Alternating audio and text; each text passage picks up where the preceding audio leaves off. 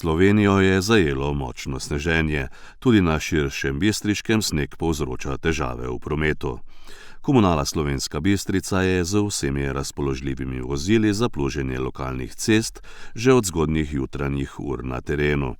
S komunale sporočajo, naj se vozniki ne odpravljajo na pot in dodajajo, da niso zaprli nobene ceste. Več o razmerah je povedal vodja vzdrževanja lokalnih cest Primož Babšek. Komunala Slovenska Bistrica izvaja zimsko službo na približno 220 km lokalnih cest, 45 km mestnih ulic in pločnikov.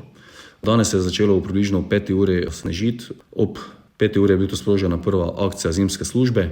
V kratkem času, približno v pol ure, je zapadlo že nekje 3 do 4 cm snega. Na terenu so vse razpoložljive enote, in sicer 17 plužnih enot ter večje število delavcev z stroji, in sicer v samem mestu Slovenska Bistrica za čiščenje pločnikov ter ostalih javnih površin. Težavo predstavlja moker sneg, zato vse udeležence v prometu pozivamo, da upoštevajo prometno signalizacijo za obvezno uporabo verig, predvsem na območju Pohorja. Težavo pa predstavlja zdaj tudi veter na samem Pohorju, kjer že dejansko veter gradi snežne zamete, se pravi, za akcijo bomo nadaljevali vsaj do 3. ure, ko je napovedano sneženje, oziroma dokler ne očistimo vsega snega iz površin.